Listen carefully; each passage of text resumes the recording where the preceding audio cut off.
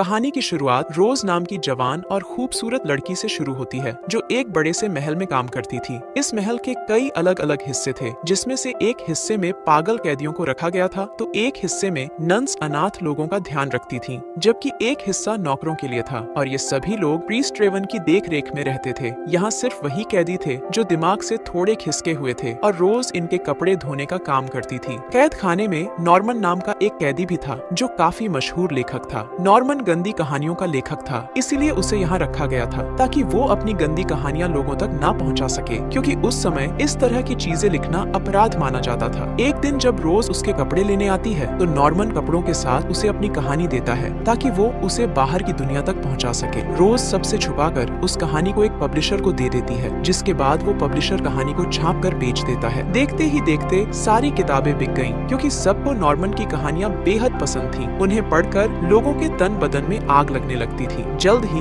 Norman की कहानी राजा तक पहुंच गई और वो गुस्से में आकर नॉर्मन को मारने का हुक्म दे देता है। ये सुनकर राजा के मंत्री उसे समझाते हैं कि अगर हमने उसे मार दिया तो लोगों की नजर में वो महान बन जाएगा, क्योंकि नॉर्मन एक मशहूर लेखक है। अब वो सभी राजा को सलाह देते हैं कि हमें डॉक्टर विलियम से नॉर्मन का इलाज करवाना चाहिए ताकि वो लिखना ही छोड़ दे। डॉक्टर विलियम बेहद निर्दयी डॉक्टर था। वो इलाज के नाम पर मरीजों को तड़पाता था। अपने मरीजों को तड़पता देख उसे मजा आता था। दूसरी तरफ प्रीस्ट रेवन रोज को पढ़ना लिखना सिखा रहा था। रोज मन ही मन रेवन से प्यार करती थी। रेवन को भी उसके प्यार का एहसास था, लेकिन वो चाहकर भी एक नहीं हो सकते थे। जल्दी ही रात हो जाती है और रोज अपने दोस्तों को नॉर्मन की किताब पढ़कर सुनाने लगती है। रोज को नॉर्मन की कहानियाँ बहुत पसंद थी। वो पूरे मजे लेकर उन्हें पढ़ती थी। इसी बीच कहानी सुनते सुनते रोज के दोस्त गर्म हो जाते हैं और वहीं पर धमाके करने लगते हैं, क्योंकि नॉर्मन की किताब थी ही इतनी मसालेदार। कुछ दिनों बाद जब रोज नॉर्मन को कपड़े देने जाती है तो वो उसे अंदर आने को कहता है। अब रोज कमरे के अंदर आकर पहले नॉर्मन को उसकी किताब से हुई कमाई देती है और फिर उसे बताती है कि तुम्हारी लिखी किताब बेहद मशहूर हो गई है और पब्लिशर आगे लिखने को कह रहा है। ये सुनकर नॉर्मन कहता है कि मैंने एक कहानी तो लिखी है, लेकिन मैं वो तुम्हें तभी दूंगा जब तुम मुझे हर एक पेज के बदले किस करोगी। रोज हर हाल में नॉर्मन की कहानी पब्लिश करवाना चाहती थी, इसलिए वो उसकी बात मान लेती है, लेकिन नॉर्मन किस करने के बहाने उसे गर्म करने लगा, जिससे रोज को उस पर गुस्सा आ जाता है और वो उससे कहानी छीनकर उसे बुरा भला कहने लगती है।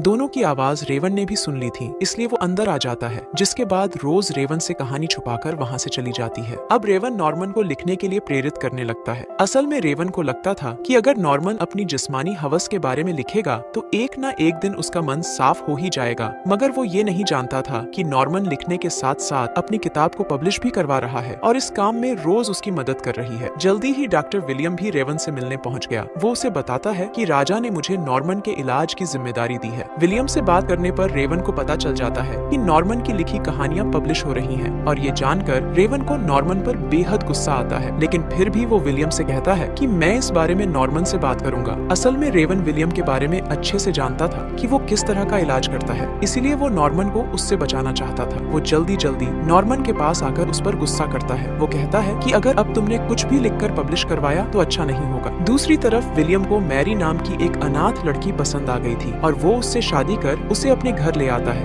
मैरी विलियम की बेटी की उम्र की थी और रात होते ही विलियम जबरदस्ती उसकी गुफा में अपना गन्ना डाल देता है। कुछ ही दिनों बाद ये बात पूरे शहर में आग की तरह फैल गई कि विलियम ने अपने से आधी उम्र की लड़की से शादी की है। देखते ही देखते नॉर्मन के कानों तक भी ये बात पहुंच गई और नॉर्मन मैरी की स्थिति के बारे में कल्पना कर एक नाटक लिखने लगा, जिसमें उसके पागल साथी एक्टिंग करने वाले थे। सभी लोग जोरों शोरों से इस नाटक की तैयारियां करने लगे और इसे देखने के लिए कई लोगों को बुलाया गया और इन लोगों में विलियम भी मैरी के साथ आता है। जब स्टेज पर विलियम और मैरी की कहानी दिखाई जाने लगी तो विलियम को गुस्सा आने लगा, जबकि मैरी को ये सब देखकर मजा आ रहा था। नाटक में बताया जा रहा था कि बूढ़ा विलियम कैसे मैरी की गुफा में धमाके करता होगा। सभी लोग नाटक देखकर खुश हो रहे थे। रोज भी पर्दे के पीछे से सब देख रही थी और इसी बीच एक पागल कैदी उसे दबोच लेता है, क्योंकि नॉर्मन का नाटक देखकर उसकी जिस्मानी भूख जाग गई थी। रोज खुद को बचाने के लिए गर्म इस्त्री उसके मुंह पर लगा देती है, जिसके बाद सभी को इस घटना के बारे में पता चल जाता है। ये सब देखकर विलियम रेवन पर भी गुस्सा करता है, क्योंकि उसका मानना था कि सब कुछ नॉर्मन के कारण हुआ है। अब रेवन नॉर्मन के पास जाकर उससे कलम और कागज छीन लेता है। कुछ दिनों बाद नॉर्मन की बीवी लिविया उससे मिलने आती है। नॉर्मन ने कई दिनों से कुछ भी नहीं लिखा था, इसलिए वो बेहद गुस्से में था और वो अपना गुस्सा अपनी बीवी पर उतारने लगता है। नॉर्मन ने आज जो हरकत की थी उससे लिविया को काफी दुख पहुंचा था, इसलिए वो विलियम के पास जाकर उसे नॉर्मन का इलाज करने को कहती है। नॉर्मन के इलाज में काफी खर्च होने वाला था, इसलिए नॉर्मन की किताब से जो कमाई हुई थी लिविया वो सारे पैसे विलियम को दे देती है ताकि वो उसके पति को ठीक कर सके, जबकि उधर नॉर्मन लिखने के नए नए तरीके खोज रहा था। जब उसे खाने को चिकन और वाइन दिया जाता है तो वो चिकन की हड्डी को अपनी कलम और वाइन को सिहाई बना लेता है। उसके पास कागज भी नहीं था, इसलिए उसने पूरी कहानी अपनी चादर पर लिख डाली। अगले दिन वो चादर रोज को मिलती है और रोज पूरी कहानी कागज पर उतारने लगती है।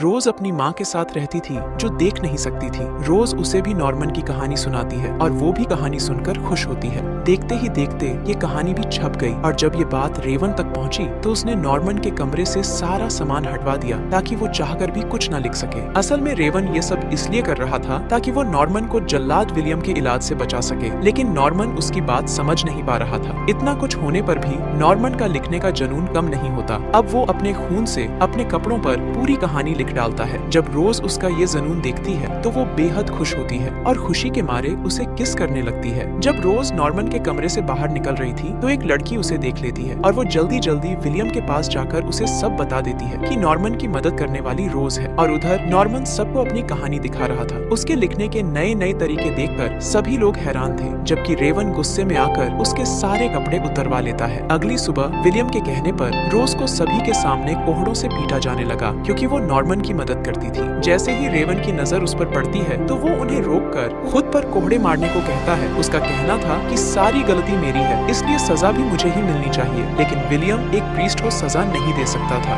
आज की घटना के बाद रेवन ने रोज को यहाँ से दूर भेजने का फैसला कर लिया। रात को जब रोज अपनी माँ के साथ सो रही थी तो वो चुपके से रेवन के कमरे में आती है और उससे कहती है कि मैं यहाँ से दूर नहीं जाना चाहती, मैं तुमसे बहुत प्यार करती हूँ। रोज रेवन की बाहों में समाना चाहती थी, लेकिन रेवन जल्दी ही खुद को संभालकर उसे खुद से दूर कर देता है। असल में रेवन भी रोज से बेहद प्यार करता था, लेकिन प्रीस्ट होने के कारण वो उसके प्यार को कबूल नहीं कर सकता था। दूसरी तरफ मैरी भी नॉर्मन की बहुत बड़ी फैन थी। उसकी कहानियां पढ़कर मैरी की गुफा में तूफान मचने लगता था। जब विलियम उसकी प्यास नहीं बुझा पाता तो मैरी का घर के एक नौकर से ही चक्कर शुरू हो जाता है। वो दोनों नॉर्मन के लिखे हर एक तरीके से धमाके करते हैं। एक दिन जब विलियम घर से दूर था तो मैरी एक चिट्ठी लिखकर नौकर के साथ भाग गई। विलियम को मैरी के बिस्तर पर नॉर्मन की किताब नजर आती है, जिसे देखकर वो इसके लिए भी नॉर्मन को ही जिम्मेदार समझने लगा। उधर रोज नॉर्मन को बताती है कि रेवन मुझे यहाँ से दूर भेजने वाला है, इसलिए मैं एक आखिरी बार तुम्हारी कहानी पढ़ना चाहती हूँ। नॉर्मन लिखना तो चाहता था, लेकिन उसके पास कुछ भी नहीं था। अब ये लोग एक योजना बनाते हैं और अपनी योजना के अनुसार नॉर्मन अपने साथ वाले कमरे वाले पागल को कहानी सुनाता है और फिर वो अगले को। इस तरह करते करते ये कहानी रोज तक पहुँच रही थी, जो अपने कमरे में बैठी उसे कागज पर लिख रही थी। मगर जब कहानी में आग का जिक्र आया तो एक पागल ने अपने कमरे में ही आग लगा ली, जिसके बाद हर जगह आग फैल गई और सभी लोग भागने लगे। इसी बीच मौका देखकर जिसने एक बार पहले भी रोज की गुफा लूटनी चाहिए थी, वो आज फिर से रोज को पकड़ लेता है और वो साला उसकी गुफा में धमाके करने लगता है। रोज की चीखें विलियम ने सुन तो ली थी, लेकिन वो साला कुछ नहीं करता। मगर जब रेवन को रोज की चीखें सुनी तो वो उसे ढूंढने लगा, लेकिन उसने आने में देरी कर दी थी क्योंकि रोज मर चुकी थी। अब रेवन रोज की मौत के लिए